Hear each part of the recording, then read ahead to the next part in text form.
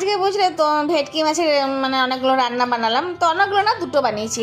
একটা হচ্ছে তোমার ওই ভেটকি মাছের ফিশ ফ্রাই। তবে ফিশ ফ্রাইয়ের ওই চেহারা দেখে পরে আবার হেসো না তোমরা, কেননা আমি তো ঘরে বানাচ্ছি, আমি তো কোনো বিজনেস করিনি যে এত বড় বড় পিস বানিয়ে নিয়ে আসবো। আর জানো, একটা যদি বড় পিস দিই কারণ মন ভরে না, কিন্তু দুটো যদি ছোট দিই তাহলে বলবে বাবা দুটো খেলাম দুটো খেলাম। তাই আমি ছোটো ছোটো পিস করে নিয়ে এসেছি। তারপরে তোমার ওই লেবুর রস, গোলমরিচের গুঁড়ো, নুন টুন দিয়ে বেশ ভালো করে মাখিয়ে কর্নফ্লাওয়ারের জলে একবার ডুবিয়ে বিস্কুটের গুঁড়োতে মাখিয়ে আর তেলে ভেজে দিয়েছি। মাছটা কিন্তু দারুণ ছিল, ভেতরে শাঁসটা দেখছো কত মোটা আর একদম সাদা, একদম ফ্রেশ মাছ ছিল। তো স্যান্ডউইচ বানিয়ে খেয়ে নিলাম। ওইদিকে তোমার শশা কুচি, তারপরে পেঁয়াজ কুচি, একটু কাঁচা লঙ্কা হলেও ভালো হতো, একটু লেবু রস নিয়ে নিয়েছিলাম। একটু কাঁচা লঙ্কা আনতে কী করে বলবো মেয়েদেরকে, আমি তো কাজ করে ধরো হাঁপিয়ে গেছি, তারপর তোমাদের সাথে ভিডিওতে দেখাচ্ছি যে কী করে খাচ্ছি না খাচ্ছি। এদেরকে যে বলবো একটু কাঁচা লঙ্কা আনতে, তো আমার ভয় লাগছিলো, আবার না বলবে, না শুনতে ভালো লাগে বলো, আমার তো ভালো লাগে না, তাই না শোনার ভয় আমি আর বলিনি, বুঝলে। তো এরকমভাবেই খেয়ে নিলাম। এরপরে গেলাম আসল রান্নাটা করতে। ভেটকি মাছের আজকে মশলা ভাপা করেছি। আরে মশলা মানে সর্ষে বাটা, নারকেল বাটা দিইনি, দিয়েছিলাম কাঁচা লঙ্কা বাটা, রসুন বাটা, পেঁয়াজ বাটা, ধনে পাতা বাটা। বেশ ভালো করে মেখে মাছগুলো রেখে দিয়েছিলাম। আর পাতিলেবুর রস, গোলমরিচের গুঁড়ো, নুন আর আমার ঘরে পাতা দই দিয়ে দিয়েছিলাম তোমার 2 চামচ।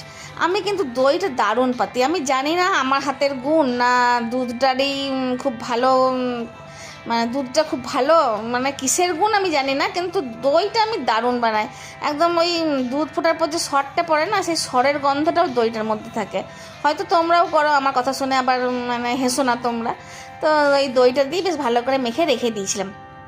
এরপর তোমরা দেখতেই পাচ্ছ যে আমি আজকে ওই রুপোলি কাগজটার মধ্যে ভেটকি মাছটাকে পুড়ে পড়ে মানে ভরে পড়ে মশলা শুদ্ধ আর ভাপিয়ে নিয়েছি। এবার তোমরা এবার হেসো না, কি হলো শোনো।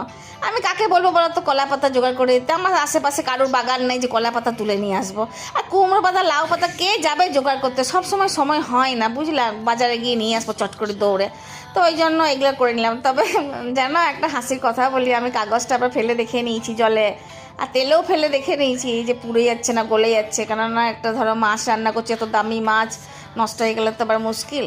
তো যাই হোক, ওইসব কিছু হয়নি। আমি মানে ভালো করে এই ফয়েল পেপারে তোমার ভালো করে এটাকে মুড়ে পড়ে আর সেদ্ধ করে দিলাম। তবে স্বাস্থ্য সচেতন হলে এরকম করে কিন্তু একদম মানে বিনা তেলে এই মাছের ভাপাটি তোমরা খেতে পারো।